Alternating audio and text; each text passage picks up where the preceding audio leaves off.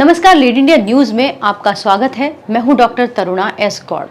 इस वक्त देश में बहुत सारी खबरें हैं जिन पर जमकर चर्चा हो रही है। सोशल मीडिया की वो सुर्खी हैं, जैसे G20 सम्मेलन में चीन के राष्ट्रपति शी जिनपिंग और पुतिन क्यों नहीं आ रहे हैं। इसके अलावा प्रधानमंत्री की छुट्टियां भी बहुत चर्चा में हैं। लेकिन हम जिस खबर की बात कर रहे हैं वो समाज का ऐसा चेहरा दिखाता है जिसमें ये पता चलता है कि देश में आज भी महिलाएं सुरक्षित नहीं हैं। खबर रायपुर की है, जहां रक्षाबंधन का त्योहार मनाकर लौट रही दो बहनों के साथ 10 लोगों ने सामूहिक दुष्कर्म किया। 19 साल और 15 साल की ये दो बहनें राखी का त्योहार मनाकर लौट रही थी।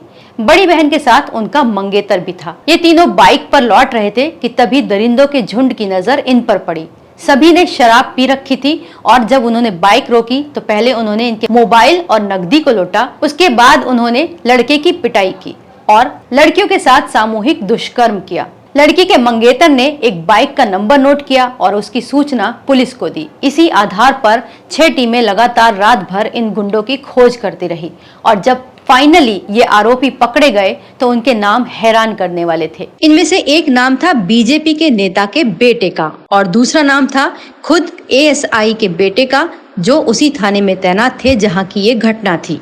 मुख्य आरोपी पूनम ठाकुर के पिता भाजपा के मंडल उपाध्यक्ष हैं और कृष्णकांत साहू मंदिर हसौद थाने में तैनात ASI का बेटा है। इनके अलावा घनश्याम निषाद, लव तिवारी, नयन साहू, केवल वर्मा, देवचरण धीवर, लक्ष्मी ध्रुव, प्रहलाद साहू और युगल किशोर को गिरफ्तार किया गया। इनमें से 5 आरोपी तो एक ही गांव के हैं। उस गांव का नाम है पिपरहटा। इसके अलावा जो दूसरे गांव के नाम है वो है बोरा, उमरिया और टेकारी। इन गांवों के रहने वाले इन 10 लोगों ने रास्ते से जा रही इन लड़कियों को रोका, घसीटा और सामूहिक दुष्कर्म किया। गौर करने वाली बात यह है कि पूनम ठाकुर, जो इस घटना का मुख्य आरोपी है, वो आदतन अपराधी है। इसके ऊपर साल 2019 में एक हत्या का मामला दर्ज हुआ और उसके बाद साल 2022 में बलात्कार का मुकदमा दर्ज हुआ, जिसके बाद रायपुर पुलिस ने इसे गिरफ्तार करके जेल भेजा। लेकिन दुर्भाग्य देखिए कि 17 अगस्त 2023 को ये बेल पर बाहर आया और 31 अगस्त राखी वाले दिन इसने गैंग रेप जैसी घटना को अंजाम दिया। इसके अलावा मैं आपसे 2-3 केस और इसमें चर्चा करूंगी जिनमें गैंग रेप और बच्चियों के साथ रेप करने वाले जो लोग थे उन पर कहीं ना कहीं कोई ना कोई आपराधिक मामला दर्ज था और वो हमारे न्यायिक सिद्धांत का फायदा उठाते हुए या तो बेल पर बाहर थे या फिर उनके ऊपर मामला दर्ज ही नहीं हुआ। हमारा न्यायिक सिद्धांत कहता है कि 100 आरोपी भले ही छूट जाएं, लेकिन एक बेगुनाह को सजा नहीं होनी चाहिए। बस इसी सिद्धांत का फायदा ये हैबिचुअल क्रिमिनल उठाते हैं। अब मैं आपको उस केस का उदाहरण देती हूँ जहां पर हमारे संविधान, हमारे कानून ने एक ऐसे अपराधी को छोड़ने की बात कही है जिसने एक 11 साल की छोटी सी बच्ची के साथ रेप किया और उसकी हत्या की। सुप्रीम कोर्ट ने 4 सितंबर को बिहार के भागलपुर जिले में नाबालिग से बलात्कार और हत्या के मामले में दोषी मुन्ना पांडे की फांसी की सजा पर पुनर्विचार करने के लिए हाई कोर्ट को आदेश दिया। मुन्ना पांडे ने 31 मई 2015 में 11 साल की एक छोटी सी बच्ची के साथ दुष्कर्म किया था। उसके बाद उसकी हत्या कर दी। 2017 में निचली अदालत ने रेप, हत्या और पॉक्सो के मामले में मुन्ना पांडे को फांसी की सजा सुनाई। इसके खिलाफ ये आरोपी पटना हाई कोर्ट पहुंचा और पटना हाई कोर्ट ने भी साल 2018 में जस्टिस राकेश कुनार और जस्टिस अरविंद श्रीवास्तव ने इस सजा को बरकरार रखा। उन्होंने इस केस में निर्भया को भी कोर्ट किया था, लेकिन इसके खिलाफ भी आरोपी सुप्रीम कोर्ट पहुंच गया और हमें नहीं पता कि सुप्रीम कोर्ट ने इस केस में ऐसा क्या देखा कि उन्होंने हाई कोर्ट के फैसले पर चिंता जताते हुए कहा कि अगर हमने हाई कोर्ट के फैसले को ध्यान से नहीं पढ़ा होता तो दोषी के साथ बड़ा अन्याय हो जाता।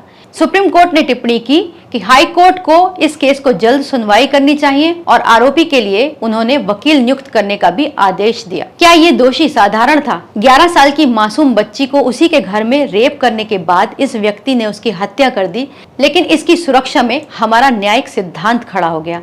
लड़कियां कहाँ सुरक्षित हैं? 4 सितंबर को ही फरीदाबाद में ऑटो चालक ने भी एक युवती के साथ गैंग रेप किया। रात 8 बजे जब युवती ने अपने घर जाने के लिए ऑटो हायर किया तो ऑटो चालक ने थोड़ी दूर जाकर 2 लोगों को और अपने साथ बैठा लिया। उसके बाद ये तीनों उस लड़की को झाड़ियों में घसीट कर ले गए और सामूहिक दुष्कर्म किया। इसके अलावा असम में भी ठीक 4 सितंबर को ही डिब्रूगढ़ जिले में एक नाबालिग बच्चे के साथ दुष्कर्म किया गया और उसकी हत्या कर दी गई। ये भी सामूहिक दुष्कर्म था।